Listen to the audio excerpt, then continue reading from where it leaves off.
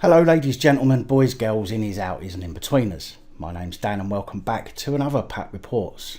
It's Friday, May the 8th, 2020 and today is VE Day, or Victory in Europe Day, a day to celebrate the anniversary of the 8th of May 1945 when Britain and its allies formally accepted Nazi Germany's unconditional surrender after almost 6 years of war, marking the end of World War II in Europe 75 years ago. A day that marked the end of over 75 million deaths and a day that put an end to the prospect or potential of Nazi rule. An ideology that there should be a single leader with complete power rather than democracy. The idea that the country should be economically self-sufficient. An idea that those who were seen as a danger to the rule of Germany had to be destroyed. An idea of a strong central government with control of the newspapers and propaganda. An idea that individualism should be denounced and that every activity and every need of every individual will be regulated by the collectivity represented by the party, and that there should no longer be any free realms in which the individual belongs to himself. And also that the establishment build a repressive police state in which the security forces could exercise power arbitrarily by claiming that national security and order should take precedence over the needs of the individual. I can't tell you just how lucky we are that none of these ideologies were able to take hold in our free society. In fact, we're not even able to celebrate the defeat of the Nazi regime or those who died to give us the freedoms that we are slowly having stripped from us. Isn't that convenient? Okay, cracking on with today's report. First up, we have a North Wales response cop who says that he was deliberately coughed on by an arrested man and who now fears for his and his family's health. Now, I've said already in previous reports that I certainly do not agree with coughing in people's faces, even without the threat of a virus. Coughing in faces can pass on all sorts of germs and diseases. PC Rob Jones, a 16-year veteran based in Colwyn Bay as part of a response team, spoke out after a man was sentenced to 26 weeks at Mould Crown Court and convicted of assaulting him. Jones called the incident petrifying and revealed his colleagues are fearful of daily spitting and coughing attacks which might infect them with a virus. Now, I'm sorry to say this, but if the police actually followed their own guidance, then maybe they would have some protection from these kinds of incidents. The amount of videos shared online showing police not using PPE and in many cases telling the public they don't have to wear it creates a problem for themselves which could be mitigated by actually following the police operational guidance and wearing the damn stuff. Rob Jones, who is also the North Wales Police Federation representative, said, "We did everything by the textbook, but it still didn't prevent the individual from coughing deliberately in my face. He was being detained in the back of a vehicle when he repeatedly started shouting, 'I'm going to spit in your face.' We intended to use a spit guard to protect us, but when we opened the door to take him into custody, he went straight for me. It all happened so quickly and he deliberately coughed within a few inches of my face. I could even feel the warm air from his mouth and it was horrifying." Following the attack, he said his first thoughts turned immediately to his close family. I bet as Federation rep, his second thoughts turned to paid time off for PTSD. North Wales Police Federation General Secretary Mark Jones welcomed the jail sentence but warned the incident was representative of a growing trend. He said, "We've seen more and more of these attacks where people are deliberately weaponising COVID-19 through spitting and coughing on colleagues." Let me just repeat. Follow your operational guidance and these incidents can be mitigated. The National Chair for the Police Federation of England and Wales also urged magistrates and the judiciary to be consistent with sentencing. Police Federation of England and Wales National Chair Mr Apter said, "Nothing is worse than being spat at or coughed in the face by an individual who says they want to infect you and your family with the most contagious of viruses." What is adding insult to injury is the different approaches in how it is sometimes dealt with by the courts. Some are being sent to prison, which is where they absolutely deserve to be, whilst others are let off with nothing more than a slap on the wrist. And this sends completely the wrong message. So, you have a problem with how different the courts deal with incidents. Well, now you know how the public feel when police get special treatment for crimes that members of the public would get locked up for. It's not nice, is it? Now, I'm not trying to justify any assault, by the way. Even though they are police and they love to assault us, I do not agree with assaulting people unless you're trying to protect your life.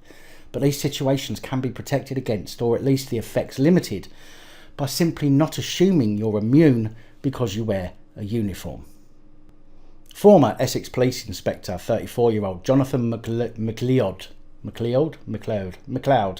based with Basildon Police, has been the subject of an IOPC investigation into a number of alleged sexual offences against a woman. Following the IOPC investigation, which concluded just before Christmas, the IOPC forwarded their investigation file to the Crown Prosecution Service and then made the decision to charge Mr McLeod. He is due to appear at Colchester Magistrates Court on July 28th to answer the charges. He is also now to be subject to a gross misconduct hearing, which won't make a blind bit of difference as McLeod resigned from the force in March this year. But we'll follow that case up when it gets to court. With the government expected to relax lockdown rules this weekend, news outlets are spreading the narrative of stay home, save lives.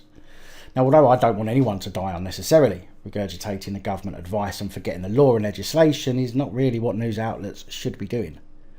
Temperatures are expected to reach up to 26 degrees this weekend, and with the relaxation of regulations not to be announced until Sunday, the public are being asked to stick to just one form of exercise per day and not linger in parks in order to enjoy the weather. Number 10 has said until changes are announced, the existing rules must be followed, which means people are only allowed out to parks for exercising rather than sunbathing. Meaning that anyone seen resting is no doubt going to be approached by more overzealous police trying to enforce misguided briefings rather than the actual legislation. The Downing Street spokesman said there is no change to the advice. We are asking people to stay at home in order to stop the spread of the virus and by doing so, protect the NHS and save lives. When asked if that meant don't sunbathe this weekend, the spokesman said, if you want to put it like that. Well, more people are going to become ill if they don't get out and get a decent blast of vitamin D. And although I will be keeping away from people, I will certainly be going out to enjoy some sunshine myself this weekend. Not only for my physical health, but for my mental health too. The comment from number 10 comes after researchers have warned that people's adherence to lockdown measures may be beginning to weaken. No shit, Sherlock. This is what happens when you take away people's abilities to live a meaningful life. When you take any of the freedoms away from society, they'll eventually fight back in order to regain those freedoms. This is something that's been made evident throughout history, and how you could have overlooked this when deciding to restrict hours is mind-boggling. In fact, Foreign Secretary Dominic Raab couldn't even answer a question when asked to explain why strict rules on going outside remain in place over the bank holiday weekend, when the reports are they may be scrapped on Monday. Sky News political editor Beth Rigby asked him. The Prime Minister said in the Commons yesterday that there will be changes to the lockdown from Monday, and millions of people will have read that will include more outdoor exercise and sunbathing. And yet today you're saying they must adhere to lockdown ahead of a statement on Sunday as we go into this sunny bank holiday weekend. Can you see how the public will find this really confusing? Do we sunbathe on Monday but not on Sunday? After a lengthy politician's response, of course, he still failed to give any explanation. Scientists seem to be pushing the tracking app and mass testing for COVID on behalf of the government, with suggestions that these implementations may see the country clear of COVID by the end of the year. Although disappointed in the government's efforts so far, Professor Hugh Pennington, Emeritus Professor of Bacteriology at Aberdeen University, said if mass testing and contact tracing was ramped up, Britain may be clear of COVID-19 by the end of the year. Given the UK and Scottish governments 5 out of 10 for their handling of the crisis, he said the big mistake was on March 12 when they decided the policy was to just flatten the curve and give up mass testing and contact tracing. He said if we do a lot more testing and contact tracing by Christmas, we could have it eradicated in the UK. That is what has happened in China, and South Korea and New Zealand look like they've got there too.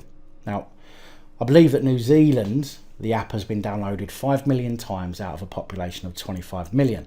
That's just 20%. I've not had the time to research the number of people in China or South Korea who have the app, but it's my guess in China that they're likely forced to install it, which is something that simply isn't going to fly here in the so-called free world. In fact, Professor Hugh Pennington said we could get this down to 0 or near 0 by Christmas. If China can do it, we can. The only problems would be people with the virus coming in at airports and ports. He added, "We also can't wait for a vaccine. We don't know if we will get a successful vaccine, and anybody who says we will is wrong.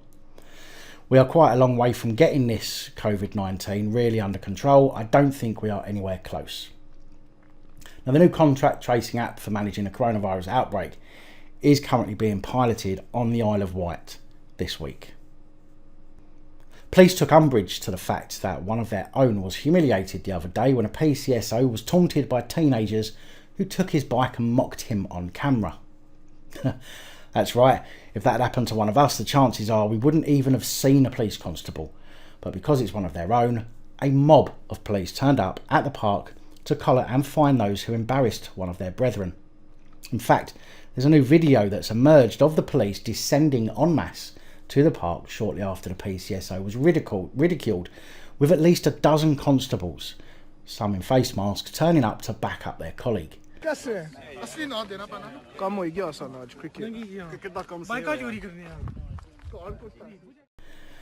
The original incident that took place at Godolphin playing fields in Slough was shared online, but the video of the later police attendance was shared the following day. The group of lads looked rather pissed as they were issued with fines for breaking social distancing rules, and the lad who picked up the PCSO's bike and ran away with it was charged with a Section 4A public order offence, which is intention to cause another person harassment, alarm or distress using threatening, abusive or insulting words or behaviour, or your actions have caused another person to feel harassed, alarmed and distressed. Now, I'm not sharing this story because I'm trying to glorify what they've done or encourage people to act this way. The actions of the lads clearly were stupid, although many people did have a laugh, and I did initially chuckle myself. It shouldn't have happened. But the point is, the amount of police resources expended for this incident is unreal. I know the police have less to do at the moment, but I think this is a complete overreaction and shows the public even more that divide between the police and the public by showing just how they will respond to an embarrassed PCSO when they won't even turn up to investigate a burglary or car theft. Tom Crone, a leader of the Greens here in Liverpool, has put forward plans to close some lanes of major roads in order to have what they call pop-up cycle lanes. The Labour-run council here in Liverpool would need to back the plan in order for it to come to fruition, and roads such as the main Queen's Drive and the busy Strand, which runs the length of the town parallel to the Mersey River, would be affected. In a letter to Mayor Joe Anderson, Mr Crone said his proposals would allow people to social distance and improve their health whilst moving around the city more safely. Mr Crone wrote, "Reduced traffic, better air quality and lower use of fossil fuels have been a positive at this otherwise incredibly difficult time. I hope we can take decisive action now to lock in some of those gains and show Liverpool to be a true supporter of the active travel agenda. I believe that really bold action can be taken, and all that's needed is a top-level support to make it happen." So what you're saying, Tom, is that by everyone being out of their enclosed isolation of their vehicle and getting on bicycles is going to help people socially distance. Is that what I'm hearing? So what happens when they all get to a set of traffic lights and group up waiting for the green? I might be wrong here, but I'm not sure this has been thoroughly thought through, and seems to be literally an opportunistic effort to gain some brownie points from eco-warriors. What do you guys think? Let me know in the comments. North West Ambulance Service has issued an apology after a TikTok video showing staff acting inappropriately went viral. The video, which has been now removed from social media, but which I have a copy of, shows 4 paramedics dancing with a dummy on a stretcher and appears to recreate the funeral meme that's been shared online over recent weeks, showing men dancing with a coffin. Just have a seat there, Paul, while I put this mask on.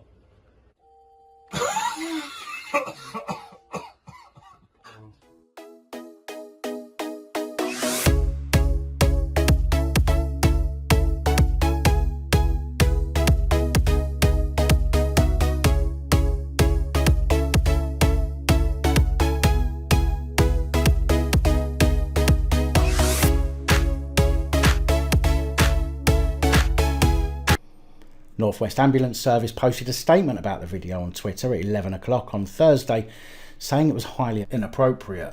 The spokesman said the matter would be dealt with internally. They confirmed the video was not made in Greater Manchester, but didn't say where it was filmed. The The full statement read, "We are aware of a TikTok video circulating on social media posted by a small group of our staff which shows them acting in an unprofessional manner. Although we appreciate that those involved did not mean to cause offence, this video is highly inappropriate and a clear breach of our social media policy. We apologise for any distress this has caused, and we can assure you that we are taking this seriously and dealing with the matter internally." Now, I don't think there's anything necessarily wrong with emergency workers doing this to let off steam. I've said it the other day. If they've finished work, for example, then who cares? But doing it while at work when there are other things that need to be done seems like a waste of time and taxpayers' money. I think that these people really do need to let off steam, but there is a time and a place, and also respectability needs to be considered a bit more often. 27-year-old Suffolk Police Constable Matthew Lusher joined Suffolk Constabulary in October 2018 as a neighbourhood response officer at Bury St Edmunds Police Station. Well, his career didn't last long, as he's now been found guilty of gross misconduct, although he resigned on March the 30th. A hearing chaired by Chief Constable Steve Jupp and attended by Police Federation's Darren Harris took place in Lusher's absence after the allegations that he had abused his position for sexual purpose, breached confidentiality and potentially compromised a criminal investigation. Lusher engaged in an inappropriate sexual relationship with a woman he met after responding to a report of domestic violence, knowing she was vulnerable. The case was referred to the Independent Office for Police Conduct for investigation, which led to another allegation following examination of Lusher's phone. A subsequent inquiry led by a detective in the anti-corruption unit centred on Lusher's deployment to guard a crime scene following a stabbing in Bury St Edmunds last year. He was alleged to have entered the scene without a policing purpose before it was examined, thereby potentially compromising the investigation, and taking photos and videos of a kitchen and bedroom on his mobile phone, later sharing them with others on social media. Lusher's actions constituted gross misconduct on the balance of probabilities, and that it was in the public interest to put his name on the police barred list. Good riddance to another scumbag abusing his position to initiate relationship with a vulnerable person. Metropolitan Police had some issues yesterday after an incident left several police officers injured in Finsbury Park. Police said they were patrolling along Blackstock Road at 8 p.m. on Thursday when they came across a group of people acting suspiciously. It turns out that the fight broke out by the library where groups of young men have been gathering every evening since the start of Ramadan, which was about the 23rd of April, meaning that this has been happening for 2 weeks or thereabouts, and only now the police find the gatherings to be suspicious. I find that suspicious. A Metropolitan Police spokeswoman told the Evening Standard officers stopped to engage with them and subsequently conducted a routine search. The group resisted police and became violent. A number of officers suffered minor injuries. Those who were injured, by the way, received treatment by London Ambulance Service, but none of the injuries were serious and none of them needed hospital treatment, although 5 people were arrested for public order offences and assaulting emergency workers. One reporter who shared a photo on Twitter that's appropriate, said as many as 30 cop cars and 70 or 80 coppers were at the scene. It then looked like a police officer was hit by someone who then ran away and was chased by an officer. He added that this was the second time police had responded to an incident in the area after a fight broke out on Saturday. Although this second incident wasn't due to a fight, but because the police decided the gathering people looked suspicious.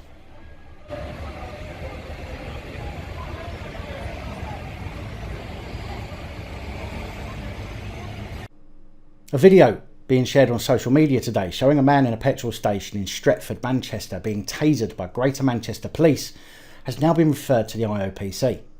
The man is said to have been arrested for drink driving, speeding and resisting arrest. However, Andy Burnham, Mayor of Manchester, said it is not clear from the video that the force used was proportionate.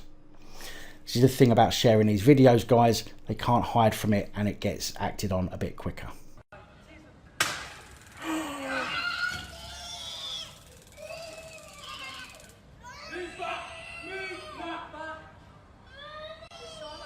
Oh my god. Put your hands behind your back now. Put your hands behind your back now.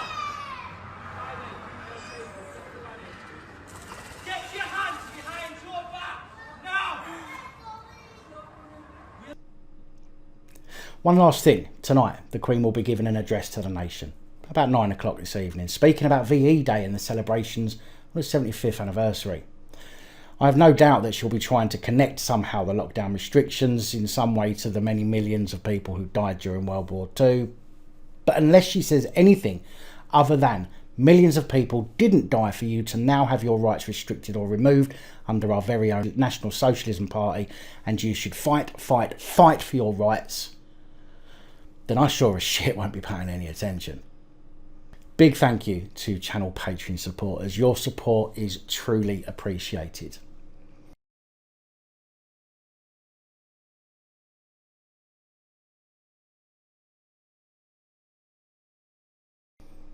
Anyway, that is all I have for you today. Please like, share, comment and subscribe. It helps the channel grow. Let me know your thoughts, as I know many of you will. And until next time, stay safe, look after each other, film the police, enjoy your weekend and film other officials. Good night, all. Thank you for taking the time to watch this video. If you like the content and you'd like to help support the channel, you can do so. In the description of every video there are some links to ways that you're able to help support the channel so I can continue putting out content. If you're unable to help us in that way, hit that subscribe button up the top there. If you haven't already, become a subscriber. That is support enough. Share the videos, comment, like, it all helps. If you're looking for something else to watch, up top there is my latest video. Down the bottom there is a video that YouTube recommends for you.